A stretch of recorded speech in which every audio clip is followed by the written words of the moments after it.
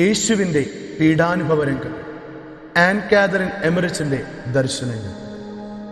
അധ്യായം 37. കുരിശുമരണത്തിന് വിധിക്കപ്പെടുന്നു. പീലാത്തോസിന്റെ വ്യഗ്രത സത്യം മുഴുവൻ അറിയുക എന്നതിലല്ല, പ്രത്യുത തനിക്ക് ഒരു ദോഷവും വരാതെ ഈ വിഷമസന്ധികളിൽ നിന്ന് രക്ഷപ്പെടുക എന്നതിലായിരുന്നു. അയാൾ അത്യന്തം ചഞ്ചലിതനായി കാണപ്പെട്ടു. തൻ്റെ മുമ്പിൽ നിൽക്കുന്ന നസ്രായൻ നിർദോഷിയാണെന്ന് അവന്റെ മനസ്സാക്ഷി മന്ത്രിച്ചു. പരിശുദ്ധനാണെന്ന് അവന്റെ ഭാര്യ പറഞ്ഞു. എന്നാൽ അവൻ തൻ്റെ ദൈവങ്ങളുടെ ശത്രുവായിരിക്കുമോ എന്ന് അയാൾ ഭയപ്പെട്ടു. ഇവൻ യഥാർത്ഥ ദൈവമാണെങ്കിൽ വിധിയാളനായ തൻ്റെ മേൽ പ്രതികാരം വർഷിക്കുമെന്ന ഭീതിയും അയാളെ ഗ്രസിച്ചു.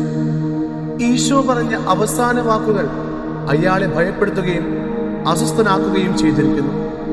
അതിനാൽ യേശുവിനെ സ്വതന്ത്രനാക്കാൻ ഒരു ശ്രമം കൂടി അയാൾ നടത്തിയപ്പോൾ ചക്രവർത്തിയുടെ മുൻപാകെ അയാൾക്കെതിരെ കുറ്റമാരോപിക്കുമെന്ന് യഹൂദർ ഭീഷണിപ്പെടുത്തി. ഇത് കേട്ട് ഭയപ്പെട്ട പീലാത്തോസ് നീതിയുടെ എല്ലാ നിയമങ്ങളും താൻ ലംഘിക്കുകയാണെന്ന് അറിഞ്ഞുകൊണ്ട് തൻ്റെ ഭാര്യയോട് ചെയ്ത വാഗ്ദാനം കാറ്റിൽ പറത്തുകയാണെന്ന് മനസ്സിലാക്കിക്കൊണ്ട് യഹൂദരുടെ ആഗ്രഹങ്ങൾക്ക് വഴങ്ങി യേശുവിനെ കുരിശുമരണത്തിന് വിധിക്കാൻ നിശ്ചയിച്ചു. അങ്ങനെ യഹൂദരുടെ ശത്രുതയ്ക്ക് യേശുവിനെ ബലി കഴിച്ച ശേഷം കുറ്റബോധം നീങ്ങിക്കിട്ടാൻ വേണ്ടി എനിക്ക് ഈ നീതിമാൻ രക്തത്തിൽ പങ്കില്ല, ഇത് നിങ്ങളുടെ കാര്യമാണ് എന്ന് പറഞ്ഞുകൊണ്ട് ജനങ്ങളുടെ മുമ്പിൽ കൈ കഴുകി. പീലാത്തോസിന്റെ ഈ വാക്കുകൾ അർത്ഥശൂന്യമാണ്. കാരണം അവന്റെ രക്തം അദ്ദേഹത്തിന്റെ ജനതകളുടെ മേൽ പതിക്കും. കയ്യിൽ നിന്നും കഴുകിക്കളയുന്ന പോലെ ആത്മാവിൽ നിന്ന് കഴുകിക്കളയാൻ കഴിയുകയില്ല. അവന്റെ രക്തം ഞങ്ങളുടെ മേലും ഞങ്ങളുടെ മക്കളുടെ മേലും ആയിക്കൊള്ളട്ടെ എന്ന ഏറ്റുപറച്ചിലിന്റെ പ്രതിധ്വനി നിലച്ചതോടെ പീലാത്തോസ് വിധി പ്രസ്താവിക്കാനുള്ള ഒരുക്കങ്ങൾ ആരംഭിച്ചു. ഔദ്യോഗിക വസ്ത്രം ധരിച്ച് വിലപിടിപ്പുള്ള കല്ലുകൾ പതിച്ച കിരീടം തലയിൽ വെച്ച് പുതിയ പുറക്കുമ്പായമിട്ട് അധികാര ചിഹ്നമായ ചെങ്കോൽ വഹിക്കുന്ന ആളെ മുന്നിൽ നിർത്തി അയാൾ പ്രത്യക്ഷപ്പെട്ടു. പടയാളികൾ ചുറ്റുമുണ്ടായി. അവർക്ക് പിന്നിൽ കോടതിയിലെ ഉദ്യോഗസ്ഥന്മാരും പേരുകളും തീയതികളും ആലേഖനം ചെയ്യാനുള്ള ബുക്കുകളും ചുരുളുകളും ഏന്തി നിയമജ്ഞരും അണിനിരന്നു. കാഹളം പിടിച്ച് ഒരാൾ മുമ്പിൽ നടന്നു. ഈ ക്രമത്തിൽ അവർ പീലാത്തോസിന്റെ അരമനയിൽ നിന്ന് ഫോറത്തിലേക്ക് നീങ്ങി. ചമട്ടിയടിക്ക് ഉപയോഗിച്ച തൂണിന് എതിർവശത്തായി ഉയർത്തി സ്ഥാപിച്ച ഒരു ന്യായാസനമുണ്ട്. ഇതിനെ ഗബാത്ത എന്ന് വിളിക്കുന്നു. വൃത്താകൃതിയിലുള്ള ഈ വീതിയിലേക്ക് കൽപ്പടവുകളുണ്ട്. ഇവിടെയാണ് പീലാത്തോസിന്റെ ഇരിപ്പിടം. അതിനു പിന്നിൽ ഉദ്യോഗസ്ഥന്മാർക്ക് ഇരിക്കാനുള്ള ഒരു ബഞ്ചും ഒരുക്കിയിരുന്നു. പടികളിലും ന്യായാസനം ചുറ്റും പട്ടാളക്കാർ നിന്നിരുന്നു.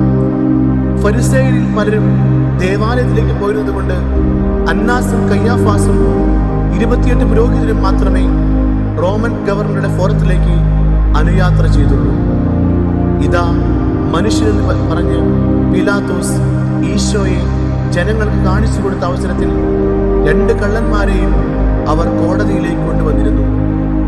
ഈശോയെ ന്യായാസന മുൻപിലേക്ക് കൊണ്ടുവന്ന് 2 കള്ളന്മാരുടെ മധ്യ നിർത്തിയപ്പോഴും ചുവപ്പ് വസ്ത്രം ധരിപ്പിച്ച് ശിരസിൽ മുൾക്കിരീടം വെച്ചിരുന്നു, കൈകൾ ബന്ധിച്ചിരുന്നു.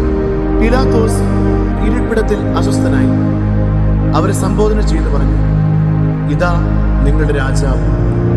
അവർ വിളിച്ചു പറഞ്ഞു, അവനെ ക്രൂശിക്കുക, അവനെ ക്രൂശിക്കുക. കുറച്ചു സമയം എല്ലായിടത്തും അതിന്റെ പ്രതിനിധിയായിരുന്നു. പീലാത്തോസ് അവരോട് ചോദിച്ചു, നിങ്ങളുടെ രാജാവിനെ ഞാൻ ക്രൂശിക്കണമെന്നോ? അതിന് പുരോഹിത പ്രമുഖന്മാരുടെ മറുപടി ഇതായിരുന്നു, സീസറല്ലാതെ ഞങ്ങൾക്ക് വേറെ രാജാവില്ല. ഇനിയും കൂടുതൽ പറയുന്നത് കൊണ്ട് യാതൊരു പ്രയോജനവുമില്ലെന്ന് മനസ്സിലാക്കി പീലാത്തോസ് ഈശോയെ വിധിക്കാനുള്ള ഒരുക്കങ്ങൾ ആരംഭിച്ചു. 2 കള്ളന്മാരെയും കുരിശിൽ തറച്ച് കൊല്ലുന്നതിനുള്ള വിധി നേരത്തെ പ്രഖ്യാപിച്ചിരുന്നതാണ്. എന്നാൽ അവരുടെ ശിക്ഷ ഉടനെ നടപ്പാക്കാതിരിക്കാൻ പ്രധാന പുരോഹിതൻ അനുവാദം വാങ്ങി. ഏറ്റവും ദുഷ്കൃതിയുള്ള 2 കള്ളന്മാരുടെ കൂടെ ഈശോയെ ക്രൂശിലേറ്റി അവിടത്തെ പരമാവധി അപമാനിക്കാൻ വേണ്ടിയായിരുന്നു ഇപ്രകാരം ചെയ്തത്. കള്ളന്മാർക്ക് വേണ്ടി തയ്യാറാക്കിയ 2 കുരിശ് അവരുടെ അരികിൽ തന്നെ ഉണ്ടായിരുന്നു. എന്നാൽ ഈശോയുടെ കുരിശ് അവർ കൊണ്ടുവന്നില്ല. പരിശുദ്ധ മറിയം ആളുകൾ ഒഴിവായ സ്ഥലത്ത് മാറി നിൽക്കുകയായി. ഈശോയുടെ മേലുള്ള വിധിവാചകം കേൾക്കുന്നതിനായി കോടതിയുടെ സമീപത്തേക്ക് അവൾ നടന്നു. ആയുധധാരികളായ പട്ടാളക്കട മധ്യത്തിൽ ഗോവണിയുടെ ചുവട്ടിലായി ഈശോ നിന്നു. നിശബ്ദത പാലിക്കുന്നതിന് കാഹളം മുഴങ്ങി. സ്ഥാനമഹിമയിൽ ഊറ്റം കൊള്ളുന്നവനും ഭീരുവും വഞ്ചന നിറഞ്ഞവനുമായ പീലാത്തോസിനെ കാണുന്നത് തന്നെ ഇപ്പോൾ എനിക്ക് ദുസ്സഹമാണ്. അതേസമയം പീഡിപ്പിക്കുന്നവരുടെ ക്രൂര സന്തോഷവും പുരോഹിത പ്രമുഖന്മാരുടെ വിജയഭാവവും ദിവ്യരക്ഷകന്റെ പരിതാപകരമായ അവസ്ഥയും അവിടുത്തെ അമ്മയുടെ മനോവേദയും എൻ്റെ വേദന വർദ്ധിപ്പിച്ചു. പടയാളികൾ നിസ്സംഗരായി നിന്നു. നിരവധി പിശാചുക്കൾ ജനക്കൂട്ടത്തിനിടയിലൂടെ ഓടി നടന്നു. കൊടും ഭീകരരായ കള്ളന്മാരുടെ ആ സമൂഹം കാണിച്ച ഔദാര്യം പോലും എൻ്റെ ദിവ്യമണവാളനായ യേശുവിന് നൽകാത്ത അനീതിപരമായ വിധിയിൽ എൻ്റെ ഹൃദയവേദന വിവരിക്കാനാവുന്നില്ല. ഞാൻ അനുഭവിച്ച മനോവേദനയുടെയും സഹനങ്ങളുടെയും ആധിക്യം മൂലം അവിടെ നടന്നതെല്ലാം കൃത്യമായി പറയാൻ എനിക്ക് കഴിയുന്നില്ല. എങ്കിലും കഴിവ് പോലെ വിവരിക്കാൻ ഞാൻ ശ്രമിക്കാം. തിബേരിയോസ് ചക്രവർത്തിയുടെ മഹത്വം പ്രകീർത്തിക്കുന്ന അതിശയോക്തിപരമായ മുഖവരിയുടെ നീതിപീഠ പ്രവർത്തനമായി പുരോഹിത പ്രമാണിമാർ ഈശോക്കെതിരായി കൊണ്ടുവന്ന കുറ്റാരോപണങ്ങൾ പീലാത്തോസ് ഓരോന്നായി എടുത്തു പറഞ്ഞു. പൊതുജനങ്ങളുടെ സമാധാനം നശിപ്പിച്ചതിന്റെ പേരിലും താൻ ദൈവപുത്രനാണെന്നും യഹൂദരുടെ രാജാവാണെന്നും അവകാശപ്പെട്ടു അവരുടെ നിയമം ലംഘിച്ചതിന്റെ പേരിലും അവർ അവനെ മരണത്തിന് വിളിച്ചിരിക്കുന്നുവെന്നും ആ വിധി നടപ്പാക്കണമെന്നും ജനങ്ങൾ ഏകസ്വരത്തിൽ ആവശ്യപ്പെട്ടിരിക്കുന്നുവെന്നും അയാൾ വ്യക്തമാക്കി. ഈശോയുടെ നിരപരാധിത്വത്തെ കുറിച്ച് തികഞ്ഞ ബോധ്യമുണ്ടായിരുന്നിട്ടും ആ ബോധ്യം പലവരും പരസ്യമായി പ്രഖ്യാപിച്ചിട്ടുണ്ട്.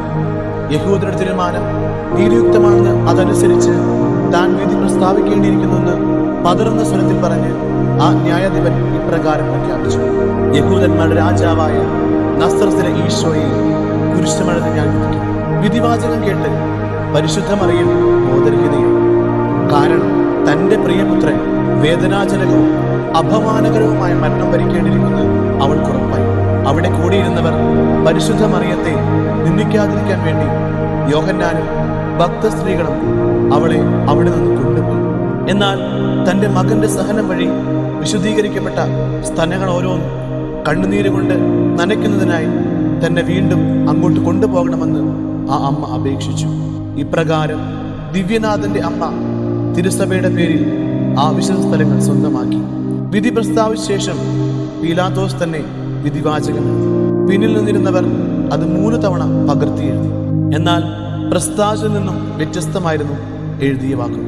ക്രോധത്തിന്റെ ഒരു മാലാഖ അസ്വസ്ഥനായ അവന്റെ കൈകളെ നയിക്കുന്നതിന് എഴുതിയ വിധിവാചകത്തിന്റെ ചുരുക്കം ഇതായിരുന്നു: ഒരു വിപ്ലവം പൊട്ടിപ്പുറപ്പെട്ടേക്കുമോ എന്ന ഭയത്താൽ പുരോഹിത പ്രമുഖന്മാരുടെയും സനീദ്രന്റെയും ജനങ്ങളുടെയും ഇംഗിതത്തിന് വഴങ്ങാൻ അവൻ നിർബന്ധിതനായി.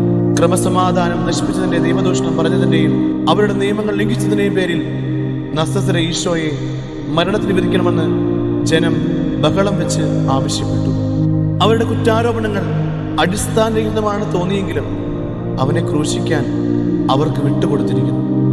കാരണം ഞാൻ വിപ്ലവത്തെ പ്രോത്സാഹിപ്പിക്കുന്നുവെന്നും യഹൂദരുടെ നീതിയുക്തമായ അവകാശങ്ങൾ നിഷേധിച്ച് അവരെ അസംതൃപ്തനാക്കുന്നുവെന്നും ചക്രവർത്തിനു മുമ്പിൽ അവർ പരാതിപ്പെട്ടേക്കുമെന്നും ഭയം എനിക്കുണ്ടായിരുന്നു.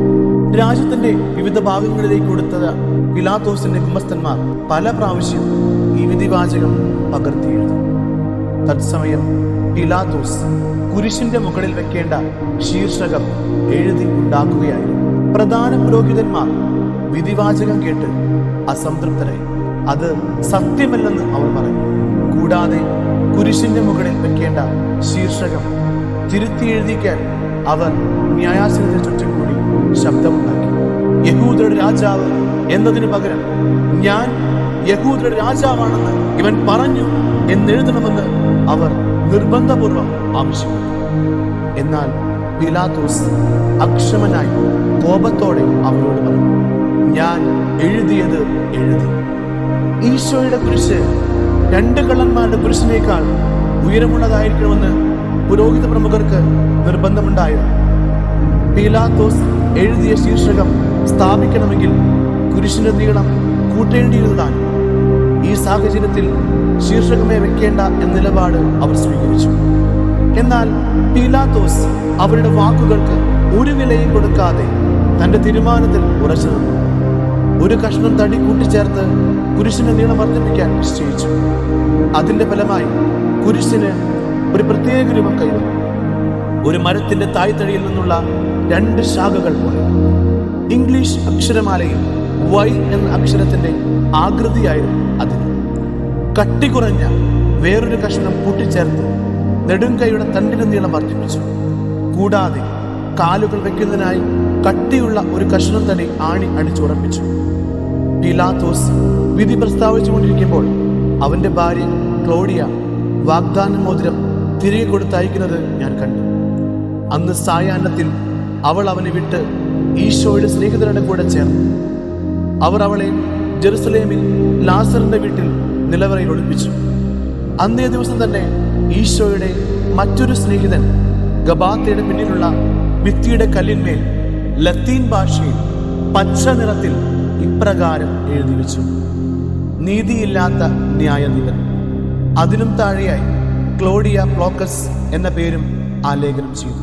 ഗബാത്ത എന്ന് വിളിക്കപ്പെട്ടിരിക്കുന്ന പ്ലാറ്റ്ഫോമിന് മുകളിൽ പണി തീർത്ത കെട്ടിടത്തിന്റെ അടിത്തറയിൽ ഈ കല്ല് ഇപ്പോഴും കാണാൻ കഴിയും. പീലാത്തോസ് വിധിവാചകം ഉച്ചരിച്ച് ഈശോയെ വില്ലാളികൾക്ക് ഏൽപ്പിച്ചു കൊടുത്തു. കയ്യാഫാസിന്റെ സിംഹാസനത്തിൽ വെച്ച് ഉരിഞ്ഞു മാറ്റിയ വസ്ത്രം വീണ്ടും ധരിപ്പിക്കാനായി തിരികെ കൊണ്ടുവന്നു. ദയാലുവായ ആരോ അത് കഴുകിയിരിക്കുന്നതിനാൽ അത് വൃത്തിയുള്ളതായി കാണപ്പെട്ടു. ഈശോയുടെ ചുറ്റും നിന്ന ദുഷ്ടന്മാർ അവിടുത്തെ കൈകളുടെ കെട്ടഴിച്ച് പരിഹസിക്കാൻ വേണ്ടി ധരിപ്പിച്ചിരുന്ന ചെങ്കുപ്പായം വലിച്ചൂരി. അങ്ങനെ മുറിവുകളെല്ലാം വീണ്ടും തുറക്കപ്പെട്ടു. വിറയ്ക്കുന്ന കൈകൾ കൊണ്ട് തന്റെ വസ്ത്രം അവൻ ധരിച്ചു. ഉത്തരീയം അവർ തോളിലേക്ക് എറിഞ്ഞിട്ടു. ഈശോയുടെ അമ്മ നെയ്തെടുത്ത തുന്നലില്ലാത്ത കുപ്പായം മുള്ളൊടി വെച്ച ശിരസിലൂടെ കടക്കുകയില്ല എന്ന് കണ്ട് ക്രൂരമായി അവർ അത് വലിച്ചൂരിയെടുത്തു. അതിനുശേഷം അവന്റെ അരയ്ക്ക് ചുറ്റും കൂർത്ത മുനകളുള്ള ഒരു ഇരുമ്പ് വളയം ചുറ്റി. വലിച്ചു കൊണ്ടുപോകാനുള്ള കയറുകൾ അതിൽ കെട്ടി. മൃഗീയമായ രീതിയിലാണ് അവരിതെല്ലാം ചെയ്യുന്നത്. ഈശോയുടെ കൂടെ ക്രൂശിക്കപ്പെടാനിരുന്ന 2 കള്ളന്മാരും കൈകൾ ബന്ധിക്കപ്പെട്ട് കഴുത്തിൽ ചങ്ങലയും ഇട്ട് ഇടതും വലതുമായി നിന്നു. തലേ ദിവസം ചവിട്ടിയടി കൊണ്ട് അവരുടെ ശരീരം മുഴുവൻ കറുത്ത് കരിവാളിച്ചിരുന്നു. ആ 2 കള്ളന്മാരിൽ പിന്നീട് മാനസാന്തരപ്പെട്ടവന്റെ പെരുമാറ്റം ശാന്തവും സൗമ്യവുമായിരുന്നു. അപരനാകട്ടെ മര്യാദയില്ലാതെ ധിക്കാരപൂർവ്വം പെരുമാറുകയും വില്ലാളികളോട് ചേർന്ന് ഈശോയെ നിന്ദിച്ച് സംസാരിക്കുകയും ചെയ്തു. തന്റെ 2 കൂട്ടുകാരെയും ഈശോ സ്നേഹത്തോടും അനുകമ്പയോടും കൂടി നോക്കി. സഹനങ്ങളെ അവരുടെ രക്ഷയ്ക്കായി കാഴ്ചവെച്ചു. അവർ മൂവരെയും കുരിശിൽ തറയ്ക്കുന്നതിനാവശ്യമായ ഉപകരണങ്ങളെല്ലാം തയ്യാറാക്കിയ ശേഷം വില്ലാളികൾ കാൽവരി യാത്രയ്ക്ക് വേണ്ട ഒരുക്കങ്ങൾ ചെയ്യുന്നതിൽ വ്യാപൃതരായി.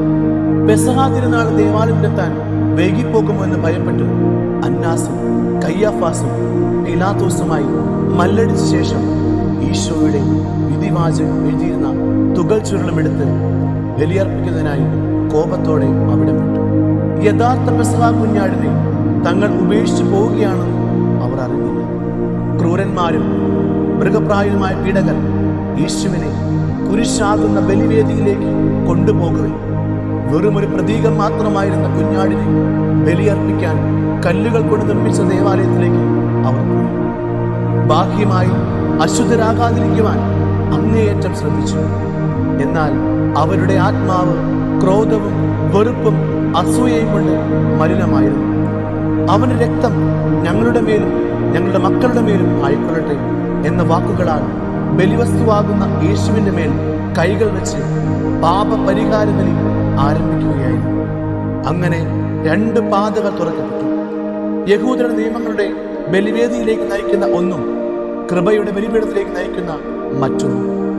പീലാത്തോസിൽ നിന്ന് ആ നീതിരഹിത വിധിവാക്യം ഉണ്ടായപ്പോൾ സമയം രാവിലെ ഏകദേശം 10 മണിയായിരുന്നു. ഉന്നതനും ചഞ്ചലചിത്തനുമായ അയാൾ യഥാർത്ഥ ദൈവത്തിന്റെ സാന്നിധ്യത്തിൽ വിറകൊണ്ടവനെങ്കിലും ലോകത്തിന്റെ അടിമയും ദേവന്മാരെ പൂജിക്കുന്നവനും വിജാതീയനുമായ ആ ന്യായാധിപൻ ഇതിന് രണ്ടിനും ഇടയ്ക്കുള്ള പാത സ്വീകരിച്ചു. അയാൾ തൻ്റെ കൊട്ടാരത്തിലേക്ക് മടങ്ങി.